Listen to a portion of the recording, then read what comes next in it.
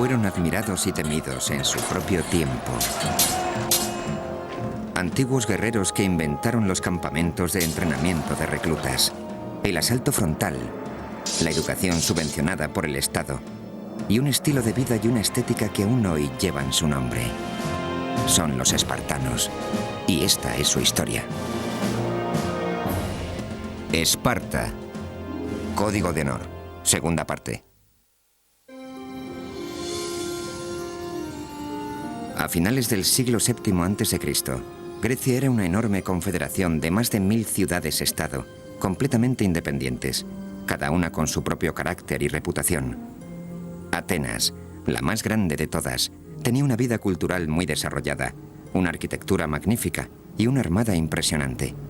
Pero Esparta, considerada por encima de Atenas por todas las ciudades-estado del Egeo, no contaba con nada de eso.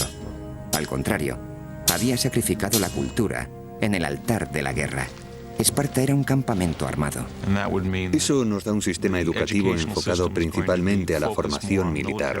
Fue entonces cuando se creó un cuerpo de policía secreta y cuando se produjo la desconexión temporal con el resto de Grecia.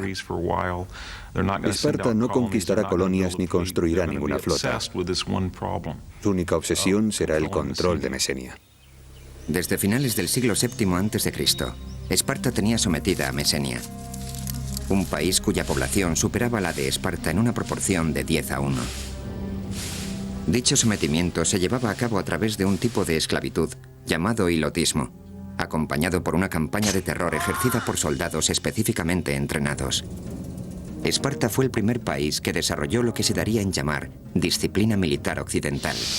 Los conceptos modernos acerca de la instrucción, las marchas, rangos, filas y técnica del asalto por falanges fueron todos inventados por los espartanos. En este caótico mundo de las guerras hoplitas, los espartanos aprendieron que había que mantener la calma y estar unidos. Así se evitaban los espacios entre ellos, aumentaba la cohesión de las filas y se derrotaba al enemigo. Entre todas las falanges, la espartana era la más elegante, la más capacitada para realizar cambios en el campo de batalla en caso necesario. Asimismo, los espartanos rediseñaron de arriba a abajo el armamento de guerra. El instrumento clave era el oplón, de 91,5 centímetros de diámetro, un escudo que portaba cada uno de los soldados. De ahí el término hoplita para describir al soldado espartano y a todos los que después adoptaron sus métodos. Los soldados, además, iban armados con lanzas de 2 metros de largo, una segunda espada, un pesado casco con 2 pequeñas aberturas para poder ver y una armadura de bronce. Con lo que el ensamblaje completo o panoplia podía llegar a pesar casi 32 kilos. En este punto puede parecer ridículo que en pleno verano hombres que no medían más de unos 70 y pesaban entre los 55 y los 59 kilos pudieran cargar con la mitad de su peso. ¿Cómo lo conseguían? A través de un sistema de rituales que determinaba una batalla entera mediante un choque de media hora entre ciudades-estado vecinas. Por lo que se cuenta, los espartanos dominaban este arte de guerra mejor que nadie. Las batallas se decidían mediante tácticas rápidas, definitivas y mortales, basadas en el trabajo en equipo y en la agilidad. Pero durante casi más de 100 años, este arte de guerra fue más una teoría que una realidad. Sin embargo, a partir del siglo VI a.C., los espartanos dejaron de conformarse con haber conquistado y sometido a los mesenos. Volvieron entonces la vista al norte, a la ciudad-estado de Tegea, para expandir su territorio en esa dirección. Sin embargo, Esparta era una de las ciudades-estado con sentido religioso más profundo de Grecia, y no podía actuar sin el consentimiento previo de los dioses. Una delegación fue enviada a Delfos con el fin de obtener la bendición de Apolo, del que creían hablaba a través de una sacerdotisa o Pitia. El oráculo griego era parte horóscopo, parte galleta china del porvenir, parte conjeturas y parte sobornos. A menudo la gente escuchaba lo que quería escuchar. El peregrinaje a Delfos parecía más una visita al mago de Oz que una consulta a un futurólogo o a un lector de manos. Alrededor del año 560 a.C., los espartanos invadieron Tegea. Aquella victoria significó algo más que tan solo ganar una guerra. A partir de entonces, Tegea, en lugar de en enemiga, se convirtió en aliada. Y probablemente en una de las primeras de una serie de alianzas que se expandieron por la mayor parte del Peloponeso e incluso más allá de él. A finales del siglo VI a.C., la intimidante máquina espartana había convencido a numerosas ciudades-estado del Peloponeso para que se unieran a ella. Esta poderosa alianza se conoció como la Liga del Peloponeso, y Esparta fue su líder. El objetivo consistía en crear una fuerza que hiciera frente a Atenas, no tanto para tomar la potente ciudad-estado como para evitar tener que luchar contra ella. Es algo lógico. Si cuentas con una superioridad militar absoluta y con la reputación como potencia militar absoluta, puedes evitar los enfrentamientos. Esta era la política espartana. Trataban de evitar los conflictos a toda costa porque eran conscientes de que siempre que se luchaba, existía el riesgo de perder. Pero la inminente amenaza proveniente desde el este obligaría a Esparta a salir de su mundo de aislamiento. Persia, gobernada por Darío I, comandaba el imperio más grande que el mundo antiguo hubiera conocido hasta el momento. Entre sus conquistas se contaban muchas ciudades-estado griegas, incluidas las de Jonia. Sin embargo, después de varias décadas de opresión política y fiscal persa, los jonios iniciaron la rebelión.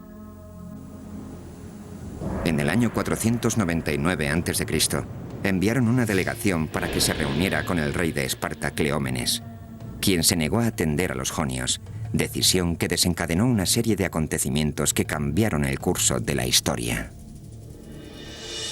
Pero no todos los griegos compartían la claridad de visión de Cleómenes. Los ateneos fueron persuadidos por los jonios para que enviaran apoyo a los revolucionarios. A pesar de la ayuda de Atenas, el poderoso imperio de Darío I derrotó a los jonios. Y los persas no perdonarían nunca el apoyo de Atenas a los rebeldes. Tras haber aplastado el levantamiento, los persas empezaron a pensar en serio acerca de aquellos advenedizos del oeste que habían osado entrometerse en lo que para Persia era, a todos los efectos, un asunto interno. Entretanto, Cleómenes se embarcaba en una cruel campaña de anexión de las ciudades-estado vecinas con el objetivo de reforzar y expandir la Liga del Peloponeso. La acusación más atroz formulada contra él fue la de haber llevado durante el ataque a Argos a unos 6.000 hoplitas argivos, según sus propias palabras, a un bosque sagrado y después ordenar a los hilotas, no olvidemos que los hilotas no eran espartanos, que prendieran fuego al bosque. Con lo que esos 6.000 argivos murieron torturados. Cuando Cleómenes volvió a Esparta fue juzgado por estos hechos. Los cargos eran muy graves y ni el rey estaba exento de responder ante la ley espartana. Cleómenes se enfrentaba a la posibilidad del exilio. Lo que resultaba inaceptable era que se tratara de otra ciudad griega, de un bosque sagrado, porque el engaño equivalía en este caso a prácticamente un sacrilegio. Sin embargo, sobrevivió. Vivió para luchar otro día más, pero sus circunstancias no dejaron de ser sospechosas. En un intento de evitar su propio exilio, Cleómenes tenía que eliminar las fuerzas que se oponían a él dentro del gobierno. Eso significaba acabar con la competencia, es decir, con el otro rey de Esparta, de Marato. Para conseguirlo, Cleómenes sobornó al oráculo de Delfos para que declarara ilegítimo al rey de Marato. Este fue inmediatamente depuesto y condenado al exilio.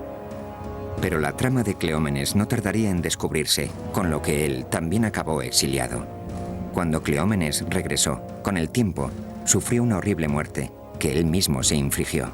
La versión más extrema de los acontecimientos cuenta que se suicidó descuartizándose a sí mismo desde los pies hasta llegar a los órganos vitales.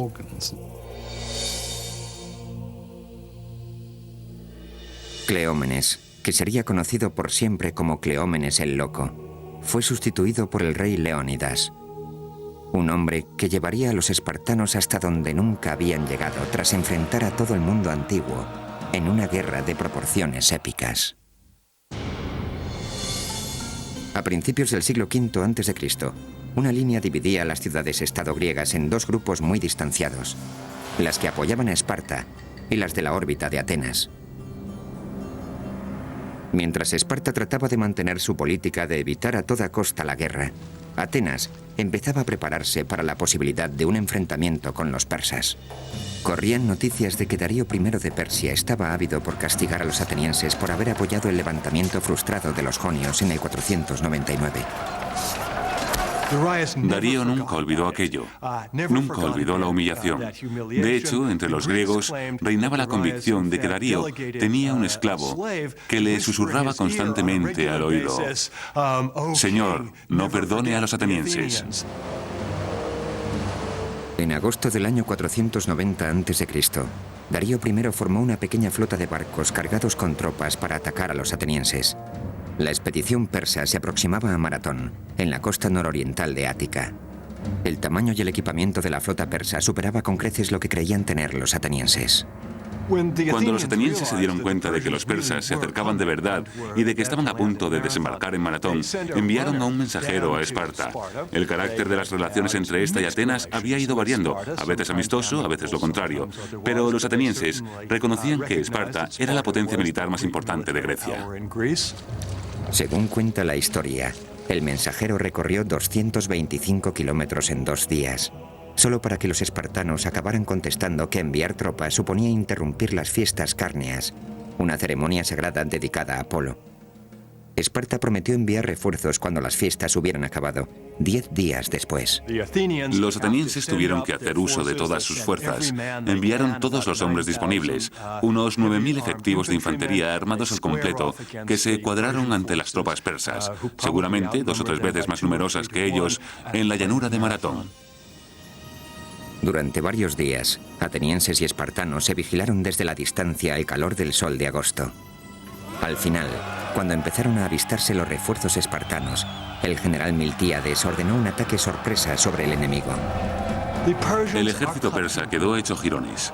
Los equipados hoplitas atenienses demostraron ser más de lo que los hombres de infantería persas, solo ligeramente armados, podían asimilar. La masacre fue irremediable. A todo esto, los atenienses habían enviado otro mensajero de nuevo a Atenas para anunciar su victoria. Tras la heroica victoria conseguida por los atenienses, llegó por fin una tropa de refuerzo de 2.000 hoplitas espartanos, pero no había quedado nadie contra quien luchar. Cuando el ejército espartano llegó a Maratón, los atenienses les mostraron satisfechos los cadáveres de los persas a quienes habían abatido con toda facilidad. Eso fue algo que los espartanos recordarían siempre. Mientras tanto, los persas empezaron a tramar su venganza. En el año 486 a.C., Darío I eligió a su hijo, Jerjes, para que lo sucediera. Jerjes planeó minuciosamente una nueva y mucho más elaborada invasión de Grecia, un plan que tardaría años en poner en práctica. Hacia el año 481 o 480 se hizo obvio que Jerjes llevaba unos 4 años movilizando a una enorme fuerza, quizá de unos 250.000 hombres de la flota y del ejército de tierra, para incurrir en Grecia bien preparados.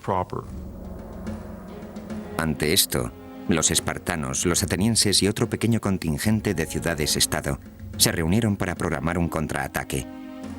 Debatieron ampliamente la estrategia, antes de acabar nombrando al almirante espartano Euribíades para comandar tanto las fuerzas de tierra como las navales. Por un lado, los espartanos eran muy arrogantes. Se decían a sí mismos: si los peleles de los atenienses pudieron con los persas en Maratón, ¿qué no podremos hacer los espartanos? Por otro, los más cultivados pensaban: no hay por qué temer a los persas, porque aunque sean muchos, no son soldados de infantería especialmente destacables, mientras que nosotros somos los mejores del mundo. En la primavera del año 480 a.C., todo estaba ya preparado. Los persas, por su parte, habían reunido 46 contingentes regionales bajo el comando de 30 generales para la invasión de Grecia. A la cabeza de todos Jerjes, conocido tanto por amigos como por enemigos como el Gran Rey, la enorme fuerza estaba compuesta por unos 200 o 300.000 soldados. El ejército de Jerjes consumía millones de litros de agua al día y millones de kilos de trigo, de comida, de carne. En el mar, unos 750 barcos de guerra llamados trirremes fueron flanqueados por varios cientos de barcos de abastecimiento. La vasta armada persa se movía al tiempo que lo hacían las tropas de tierra. Se trataba de una maquinaria de guerra de potencia sin precedentes que requería de una planificación y una ejecución magistrales para cada acción. La dependencia que existía entre la armada persa y su ejército de infantería es un factor clave a la hora de analizar estas guerras. El ejército tenía que mantener el contacto con la armada, porque ésta garantizaba la seguridad de los barcos de abastecimiento. Los griegos, acostumbrados a librar batallas en las que participaban un máximo de unos pocos miles de hombres, iban a tener que enfrentarse a una interminable riada de tropas enemigas. Después de mucho debatir acerca de lo que se debía hacer, decidieron apostarse en las Termópilas, en el pintoresco enclave conocido como las Puertas Candentes, por los cercanos lagos de sulfuro en ebullición. Las Termópilas eran la puerta de entrada al sur. En el 480 a.C., el paso de las Termópilas tenía unos 15 metros de anchura, con lo que constituía un punto capaz de neutralizar la enorme ventaja numérica de Jerjes. Creo que todo el mundo comprendió perfectamente lo que pasaba y entendieron que había que oponer resistencia, porque de no hacerlo, el problema no sería que los persas cruzaran este paso en particular, sino que la moral de los griegos caería en picado, lo cual los llevaría a perder la guerra. Si los griegos conseguían resistir en las Termópilas, los persas acabarían comiéndose unos a otros lejos de su casa, ya que eran como un inmenso monstruo que tenía que estar continuamente alimentándose. Los espartanos estaban al mando del rey Leónidas, un experto gracias a las muchas campañas que se habían llevado a cabo durante sus 11 años de reinado. Pero para ganar esta guerra se vería obligado a hacer el mayor sacrificio de todos. El oráculo de Delfos había pronosticado que el rey de Persia conquistaría Esparta, a menos que el rey de Esparta muriera. Leónidas era perfectamente consciente de este augurio, así como de que si los griegos oponían una contundente resistencia a los persas tras las Termópilas, se iba a producir un momento glorioso, algo que conmocionaría a todo el mundo. En un inmenso alarde de valor, Leónidas seleccionó a los hombres para la que seguro sería una misión suicida. Cuando Leónidas partió hacia las Termópilas, se llevó consigo una guardia real de 300 hombres. En este caso particular, sin embargo, la Guardia Real fue específicamente seleccionada. No solo se eligió a los hombres en función de sus méritos, sino teniendo en cuenta que cada uno de ellos dejara un hijo como descendencia. Creo que los espartanos sabían, así como Leónidas, que iban a la guerra a morir, y en realidad eso era para lo que habían sido entrenados durante toda su vida. Creo que asumieron el valor psicológico que esa hazaña tendría para el resto de los griegos que vinieran después. Creo que estaban representando una especie de obra que sirviera de inspiración al resto de Grecia. Para los espartanos, morir por su país era la forma más honrosa de hacerlo. En agosto del año 480 a.C., el gigante y poderoso ejército persa avanzó hasta el atajo que cruzaba la soleada llanura. Entonces se produjo un majestuoso despliegue de potencia y fuerza. El ejército persa, encabezado por Jerjes, era inmenso. Contaba al menos con 200.000 efectivos. Los griegos no superaban los 7.000, incluidos los 300 hoplitas de la élite espartana. El motivo por el que los espartanos enviaron una tropa tan reducida queda en su conciencia. Podrían haber sido más afortunados si hubieran mandado un ejército completo.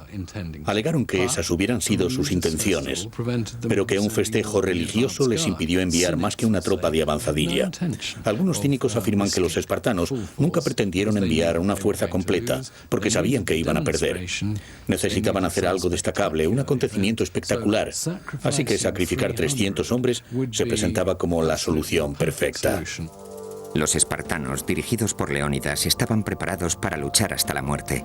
Cuando Jerjes envió un mensajero, conminando a los espartanos a que depusieran las armas, Leónidas respondió con 2 palabras: molon lave, o ven tú a cogerlas. No podía haber un contraste mayor entre dos ejércitos, no podía haber un contraste mayor entre dos sociedades. Por un lado, Jerjes en su trono, con secretarios tomando notas, y por otro, Leónidas, al frente de sus hombres. La misión del rey Leónidas era crucial. retener a los persas el tiempo suficiente como para que los generales griegos consiguieran formar sus tropas en el Istmo de Corinto. Necesitaban tiempo para montar un contraataque a gran escala. Si al pesado ejército persa se le permitía pasar libremente hacia el sur, la zona central de Grecia caería seguida, sin lugar a dudas, por el Peloponeso. La idea de los griegos en las Termópilas era brillante: forzar un parón y crear problemas logísticos a esta especie de inquebrantable ejército. Cuando los griegos llegaron a las Termópilas, reconstruyeron la pared que había atravesado el paso. La idea era enviar por rotación unidades griegas que lucharan en la limitada zona que se extendía justo enfrente de la pared. Los persas no podrían emplear todos sus efectivos porque el terreno en el que los griegos pretendían luchar era muy reducido. Entretanto, el pueblo de Delfos consultaba el oráculo que les advertía que debían invocar a los vientos porque ellos serían los mejores aliados de Grecia. Tan pronto como hubieron tenido esta revelación, se desató una terrible tormenta. La magnífica armada persa se dispersó por la costa magnesia, que carecía de puerto, y allí perecieron más de 200 barcos. Jerjes montó en cólera ante la inesperada pérdida y quedó desconcertado por el nimio reto que se le proponía a su poderoso ejército en las Termópilas. El gran rey ordenó a un soldado de avanzadilla que reconociera el terreno y le informara de las dimensiones completas del enemigo. Cuando divisó a los espartanos, estos, en lugar de estar implorando u ofreciendo su rendición o algún tipo de negociación, estaban arreglándose, peinándose, echándose aceite y abrillantando sus armas. Querían dar la idea de que esperaban esta batalla con entusiasmo, más que con terror. El jinete se quedó pasmado, sin poder creerse que esos pocos hombres fueran a intentar defender el paso. Enseguida se requirió el consejo de Demarato, el rey espartano exiliado que había huido a Persia hacía más de una década. El rey Jerjes quería saber lo resistentes que podían ser aquellos hombres. Si trajéramos a uno de ellos aquí ante el tribunal, ¿podría acabar con 10 de nosotros? Demarato le dijo que hombre a hombre no, que no era el mejor que nadie, pero que en grupo, la cohesión de la unidad que iba a defender el paso se revelaría muchas veces más potente que lo que podría parecer por su número. El mensaje de Demarato era claro: no subestimar a los soldados espartanos. Llevaban la guerra en la sangre, era su modo de vida. Todo estaba listo. Tanto las fuerzas griegas como las persas se encontraban preparadas para la batalla.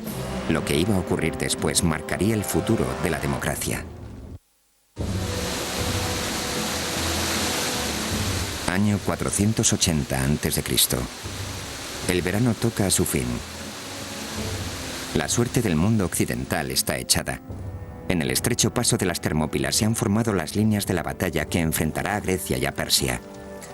300 espartanos, junto con sus 7.000 aliados griegos, se han atrincherado y están listos para enfrentarse a un ejército persa de al menos 200.000 efectivos. Para los espartanos se presenta como una misión suicida, pero deben parar a los persas para que Grecia pueda preparar el contraataque. Cuando el rey Leónidas partió para defender el paso de las Termópilas y supo que le esperaba la muerte, su mujer, Gorgo, al despedirse le preguntó si tenía instrucciones para ella. Leónidas le dijo que se casara con un buen hombre y tuviera hijos sanos. Así eran los espartanos, siempre dispuestos a morir, preparados para morir. Consideraban que morir en combate por su país era algo verdaderamente glorioso. Así pues, en nombre del honor y de la gloria, los soldados espartanos resistieron desafiantes y serenos, incluso preparados para abalanzarse sobre la inmensa fuerza persa, de cuya presencia les había puesto sobre aviso la avanzadilla de reconocimiento. Les dijo: los arqueros persas son tantos que cuando disparan sus flechas nublan el sol. A lo que otro espartano, Diéquenes, respondió: bueno, pues libraremos la batalla en penumbra. El 18 de agosto del año 480 a.C., 4 días después de haber llegado a las puertas candentes de las Termópilas, los dos bandos se hallaban listos para el combate. El aplastante número de efectivos persas les permitió contar con toda la seguridad que un ejército podía desear. Pero las tropas bronce y carmesí espartanas se erguían desafiantes, dispuestas a luchar.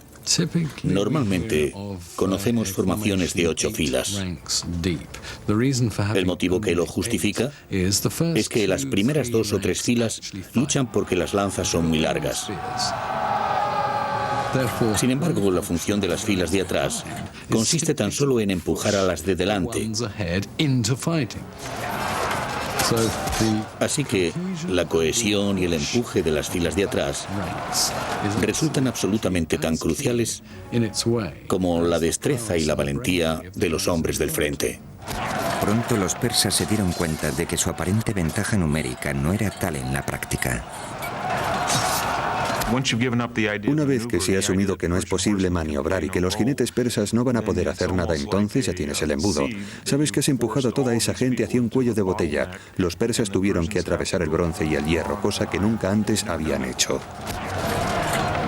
Los cortaron a pedazos. En los estrechos confines del paso, el pesado armamento griego, sus largas y afiladas lanzas y sus enormes escudos demostraron ser bastante eficaces contra el armamento ligero y las cortas lanzas de los persas.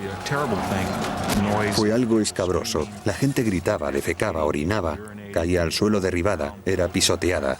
Las lanzas iban rompiéndose. La batalla se convirtió en una auténtica carnicería. La falange griega era prácticamente impenetrable, y nada más caer la tarde, el campo de batalla ya parecía el infierno. Todo el paso estaba cubierto de cadáveres, y los espartanos no mostraban síntomas de desfallecimiento. La falange espartana funcionaba casi como un cuerpo de ballet, con esa agilidad de acción, esa habilidad para ejecutar con rapidez las decisiones en el campo de batalla y para moverse como una unidad. Estas eran algunas de las cosas que hacían de los espartanos unos soldados tan formidables. Jerjes estaba decidido a destruir la falange espartana y a detener el baño de sangre. Ordenó a sus guardaespaldas personales, conocidos como los inmortales, que participaran en la lucha. Solo ellos contaban con armas capaces de hacer frente al armamento pesado de los griegos, pero no fue suficiente. Un enfrentamiento salvaje dejó a las tropas de élite del rey completamente destrozadas. Viendo cómo un velo de muerte se cernía sin piedad sobre ellos, tuvieron que detener la lucha y retirarse. La mentalidad y la ideología hoplitas puede resumirse en una sola frase: mantenerse firme o mantener la posición. La aportación de los espartanos es esa solidez, ese ser fuertes como una roca. Al caer la noche, Jerjes abandonó el combate. Su bestia colosal cayó de rodillas. Las pérdidas persas se contaban por miles. A través de la llanura ensangrentada, los griegos atendían a sus víctimas mucho menos numerosas. Leónidas caminaba entre los muertos, perfectamente consciente de que en cuestión de horas sus hombres correrían la misma suerte.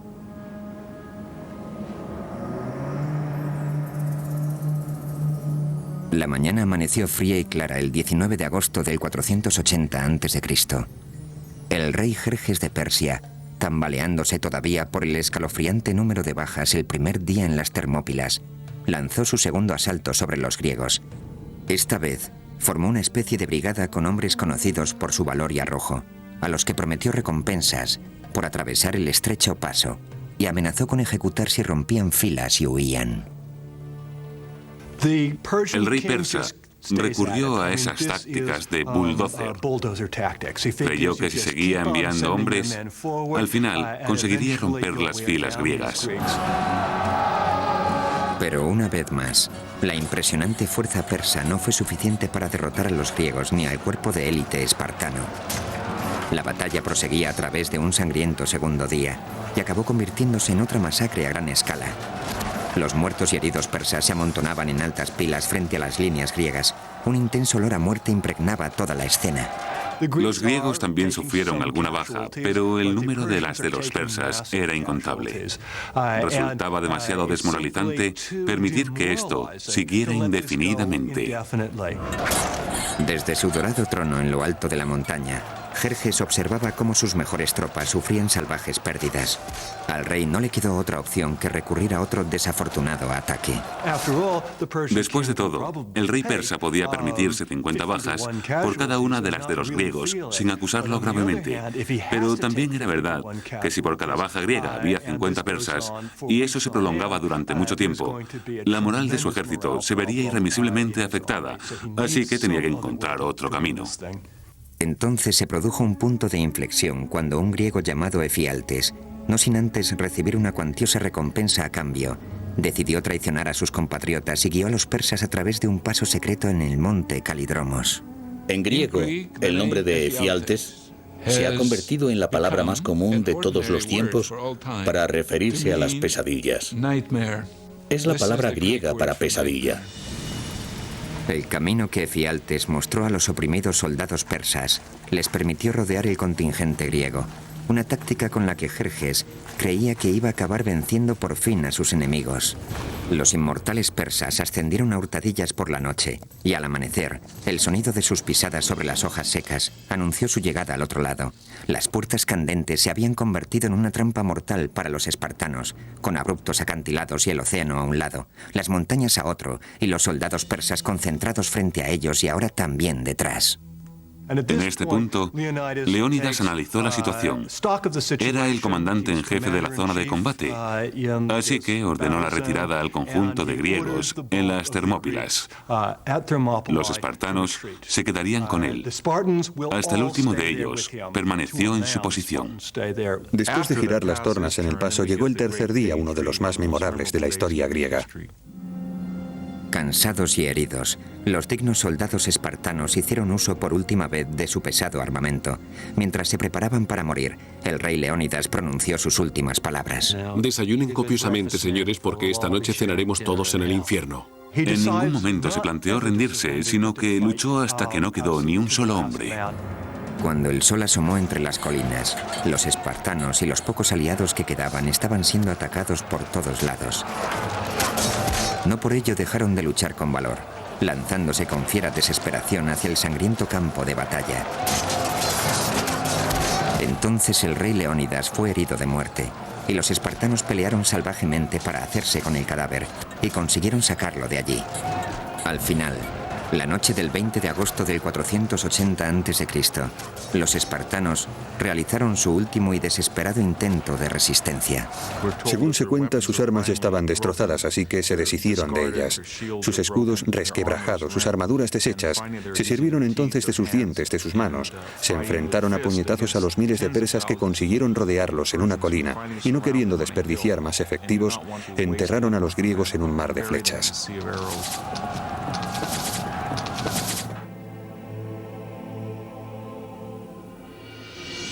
A primera hora de la tarde, todo había acabado.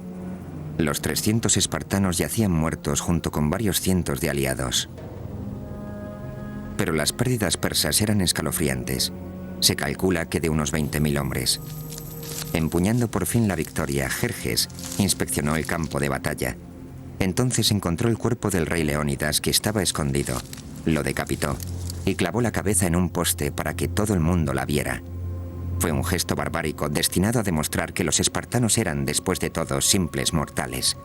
Pero las gravemente desmoralizadas tropas persas no quedaron del todo convencidas. Sabían que la guerra no había hecho más que empezar y que había más espartanos esperándoles. Tras lo ocurrido en las Termópilas, los persas quedaron invadidos por cierto sentimiento de miedo de suspense, al menos acerca de lo que podía pasar con los espartanos. La de las Termópilas fue probablemente la derrota más importante sufrida en un solo día en toda la historia griega. También hay que decir que reportó algunos beneficios para los griegos, ya que les permitió movilizarse hacia los territorios posteriores, en Ática, lo cual hizo surgir en ellos el sentimiento de heroicidad, de unión en torno a tal acto de valentía, además de suscitar el miedo entre los persas, que se encontraron con un pueblo con el que no contaban. Muchos años después, fue erigido un monumento en las Termópilas, en honor a los 300 espartanos que heroicamente contuvieron a los 200.000 persas durante 3 cruentos días. Aquí, sobre una piedra sin ningún tipo de adorno, hayamos grabado un clásico y sencillo epitafio. Extranjeros de paso, decidles a los espartanos que aquí, obedientes a nuestras leyes, yacemos. Hace hincapié en el hecho de que, independientemente de las percepciones o ideas de cada uno, las leyes espartanas dictaban que aquellos soldados permanecieran allí en ese momento. En cierto sentido, los espartanos necesitaban algo así. Necesitaban una batalla espartana de maratón. Necesitaban un acontecimiento al que poder referirse para demostrar que la virtud espartana era absolutamente inquebrantable. Incluso, aunque no vencieron, obtuvieron una victoria moral porque murió hasta el último de sus hombres. Lo que ocurrió en las Termópilas ha quedado grabado en la memoria de la civilización occidental. Después de la caída del Álamo, el periódico local de Nacogdoches, Texas, declaró que las Termópilas ya tenían su equivalente. Ahora, con la brecha en la primera línea de defensa griega, los persas tenían libertad para avanzar hacia el sur, a través de Ática, aplicando la táctica arrasar e incendiar, sin respetar a nada ni a nadie. Cosechas y granjas enteras invadidas por las llamas, estatuas de dioses demolidas, templos destruidos, incluso la Acrópolis fue víctima del fuego.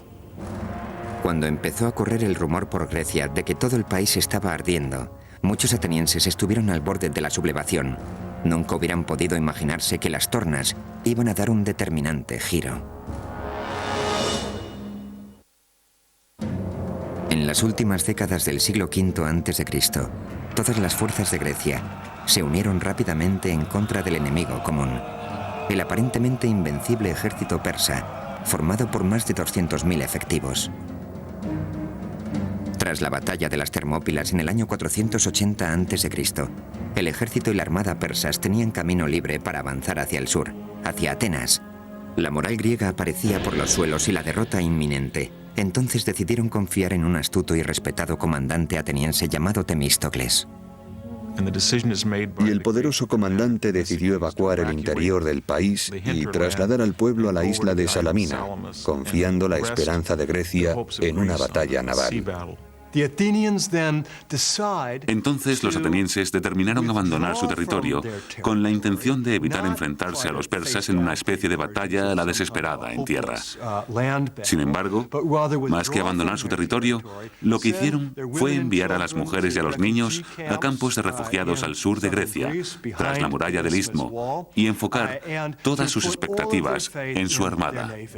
Bajo la oscuridad de la noche, la armada griega se embarcó hacia la bahía de Salamina, a unos 97 kilómetros al sur por la costa. Debido a su estrecho canal, Temístocles estaba convencido de que Salamina constituía un punto ideal para contrarrestar la superioridad numérica y la gran movilidad de la flota persa. Temístocles era consciente de que si batían a la armada persa, vencerían la guerra o al menos darían un gran paso en esa dirección porque el ejército persa dependía significativamente de su armada. La armada griega estaba en posición. Temístocles diseñó una inteligente táctica para llevar al rey Jerjes a dar un paso fatal. Temístocles le envió un esclavo que le dijo que el rey quería ser su amigo, que había visto la luz y que para demostrarlo le informaba de que si atacaba en ese momento podría capturar a toda la flota griega. En una carta entregada por un esclavo, Temístocles explicaba los planes para el abandono griego de Salamina, que se llevaría a cabo al cobijo de la noche del día siguiente. Jerjes creyó que era su gran oportunidad. Después de todo, ya tenía experiencia con los traidores. Efialtes había aparecido en el momento justo en las Termópilas y ahora aparecería otro, Temístocles.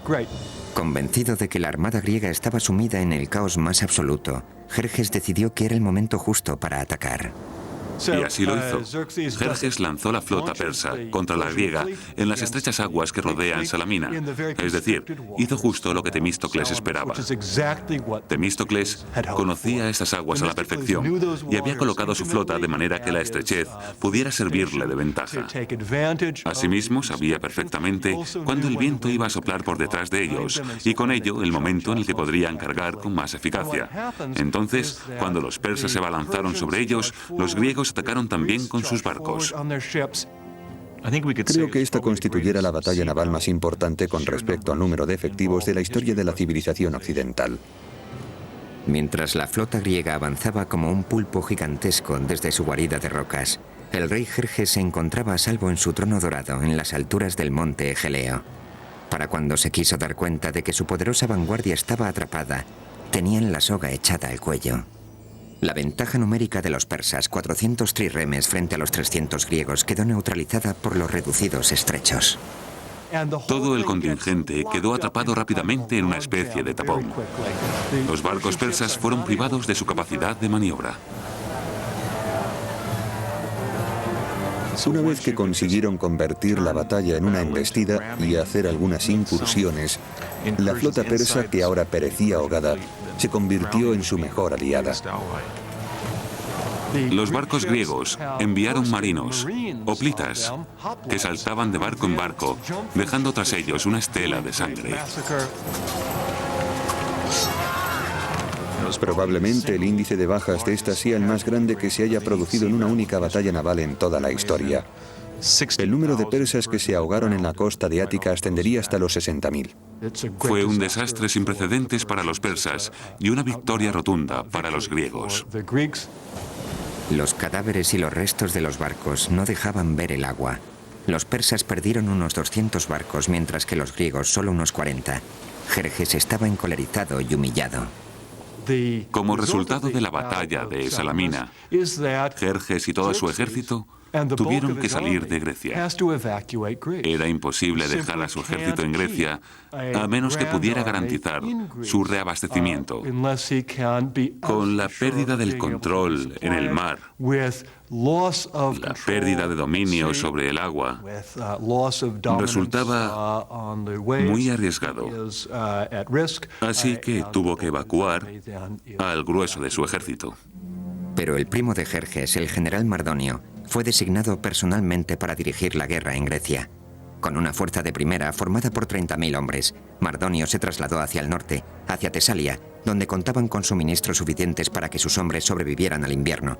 Entretanto, volvía a surgir el recelo entre Atenas y Esparta. Los atenienses, que sufrieron el mayor número de bajas en las batallas navales, esperaban un quid pro quo por parte de los famosos soldados hoplitas espartanos y querían que lanzaran un asalto en tierra contra los persas. Mardonio supo de las profundas desavenencias que separaban a su enemigo e intentó aprovecharse de ellas. Uno de los vasallos de Jerjes, un rey macedonio, fue enviado a informar a atenienses y espartanos de que si se iban sin más, Jerjes los trataría con dignidad. Los atenienses, creyendo que así obligarían a Esparta a movilizar su máquina militar al completo, consideraron el trato. Los atenienses dejaron que a Esparta llegara la velada amenaza de que si no venían para defender Ática, si no se movían hacia Beocia, ellos se rendirían. O peor, los atenienses insinuaron lo impensable, una alianza con Persia. En este punto, los impasibles y escurridizos embajadores espartanos decidieron que el juego de ajedrez político debía terminar. Los griegos se unirían para librar la batalla definitiva contra Persia, cerca de la ciudad de Platea. Tenían que ir todos en la misma dirección. Fue entonces cuando el liderazgo espartano saltó a primer plano. Los espartanos estaban ahora bajo las órdenes no de un rey, sino de un regente, Pausanias. En el verano del 479 a.C., las fuerzas persas habían visto su número reducido en más de 50.000 efectivos. Hacia el sur, Esparta movilizó a 5.000 de sus mejores soldados y Atenas contribuyó con una tropa adicional de unos 8.000. Entonces, los espartanos armaron a 35.000 hilotas mesenos, ofreciéndoles la libertad a cambio de su arrojo en el campo de batalla. Pausanias parecía tener una capacidad nata para organizar. Tenía mucha visión militar y algo quizá más importante, un sentido único para mantener unido de manera diplomática a este inmenso ejército en conflicto interno constante que era la fuerza griega. Seguramente nadie más que un espartano podría haber conseguido sacar todo adelante en tales circunstancias. Durante 11 días, los comandantes rivales se mantuvieron en sus respectivas posiciones sobre la llanura de Platea. Mardonio y la caballería persa, al norte, Pausanias y la infantería griega, al sur. Finalmente, en los albores del día siguiente, los persas rompieron aquella quietud lanzando un contundente ataque. La caballería persa tenía capacidad para infligir verdaderos daños iniciales sobre las fuerzas griegas. Los griegos se vieron obligados a volver a desplegar sus tropas. Aunque los 5.000 hoplitas espartanos solo suponían el 10% de la fuerza aliada, su disciplina, su resistente armadura y sus afiladas lanzas hacían que su presencia fuera abrumadora. Creo que una vez que los persas decidieron atacar a la infantería sobre la llanura de Platea, no había más que Mardonio o lo que el más alto mando persa pudiera hacer, porque al final iba a ser una cuestión de hombres con barras de mimbre y lino intentando cargar contra filas de lanzas. Y no había ejército en el mundo capaz de hacerlo a excepción del espartano. La feroz contienda crecía en intensidad, y los espartanos, armados hasta los dientes, convirtieron el campo de batalla en un reguero de sangre. Los persas fueron descuartizados como ganado. Los espartanos constituyeron la clave del éxito griego en la batalla de Platea. Fue una batalla hóplita, y los espartanos contaban con el ejército hóplita más potente de Grecia. Lucharon con todas sus fuerzas. Si Salamina representa la victoria por excelencia de los atenienses, una victoria en el mar, Platea es la victoria por excelencia de los espartanos, la victoria en tierra. Todo acabó cuando el general persa Mardonio murió. Los hombres de su guardia personal huyeron para salvar la vida, mientras que los pocos soldados persas que quedaron fueron esparcidos a los 4 vientos. Las pérdidas griegas fueron mínimas, alrededor de los 1000 hombres. Sin embargo, las tropas persas, que una vez alcanzaron los 50.000 efectivos, sufrieron una derrota definitiva. Como fuerza de combate, dejaron de suponer una amenaza, terminando así para siempre con el sueño del rey Jerjes de conquistar Occidente.